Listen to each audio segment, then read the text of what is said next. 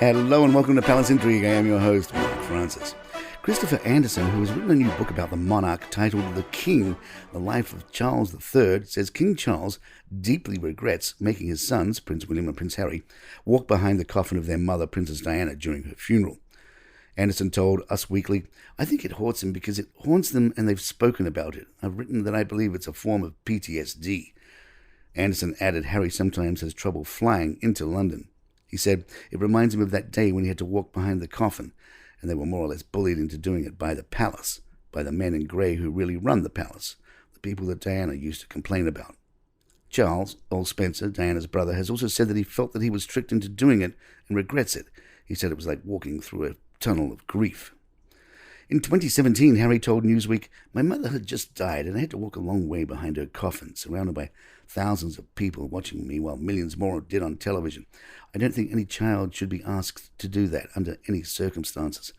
I don't think it would happen today." Yahoo caught up on one of Piers Morgan's rants about Harry and Meghan, in which Piers said, "Meghan and Harry are now just B-list wannabes, pretending to have royal powers so they can just make money from it. To date, they've fueled their royal status by constantly trashing the royal family and monarchy to anyone who will hand them a big check. But that shtick's getting very old.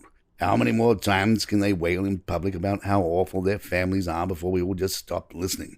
And more to the point, how many times is King Charles going to let them? He knows how damaging it is to the royal brand to have these two running an unofficial rival household that performs no duties but milks the titles for huge personal commercial gain while constantly attacking the family and institution. There are two things coming up fast that could be the tipping point for the king to cast them aside. The first is Harry's much-hyped tell-all book, which will doubtless contain endless news sniping about how badly he and his wife have been treated at the hands of what they want us to believe, without providing any actual evidence of the ghastly, callous, racist royals. The second is their upcoming Netflix documentary series, supposedly about their wonderfully inspiring love story, Past the Vomit Bucket, which will be doubtless to do the same. So if I were King Charles, and notwithstanding the fact that he still loves his errant son, I'd make it very clear to them that if one word of public criticism about the royal family or monarchy spews out of their spoiled, entitled, attention-seeking mouths, they'll be stripped of all remaining titles and dumped into the trash can of former royal irrelevance. And trust me, there ain't no greenbacks in that. Palace Intrigue will be right back. Prince Andrew was reportedly blindsided in a tense meeting with King Charles as his brother told him he must accept he will never return to royal duties. An insider told the Mail on Sunday, "Andrew was totally blindsided. He is utterly bereft. He always believed there was a way back." It is said Andrew came out of the meeting shaken. He is still in shock. He is completely lost and very depressed. Another source added, "Naive as it may sound, he always had hopes of regaining his position as a senior royal. At the meeting, Charles told him that he can go off and have a good life, a nice life, but that his public life as a royal is at an end." Body language expert Judy James says we are seeing a new Kate Middleton as the Princess of Wales. Kate's body language has changed since she became Princess of Wales, but perhaps not in the way that people might have expected. The pressure could have caused some signs of anxiety and even imposter syndrome, but instead her confidence signals have been on an upward trajectory recently. She's now at something of a peak in terms of sending out signals, which suggests she now not only fully embraces and understands her role, but that she feels comfortable in doing it too. She is much more independent, often appearing more confident when she is working alone than with William, and her filmed addresses, speeches and messages are miles from the hesitant and slightly reluctant delivery style that she used to have. Part of this stepping up could be caused by the new Queen's lack of confidence and lack of desire to be in the spotlight.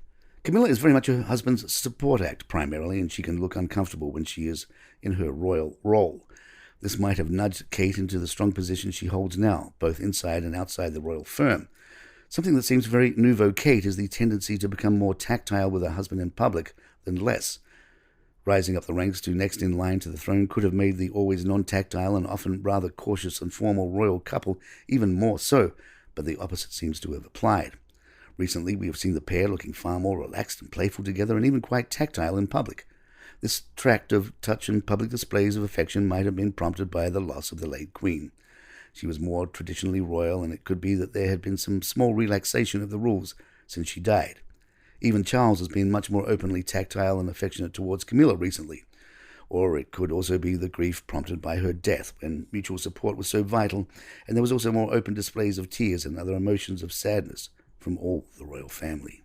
And there you have it. If you'd like to email us, our address is thepalaceintrigue@gmail.com. Please follow us on Spotify, iTunes, Google Podcasts, wherever you get your favorite shows. I'm Mark Francis. My thanks to John McDermott. This Palace Intrigue. Good times.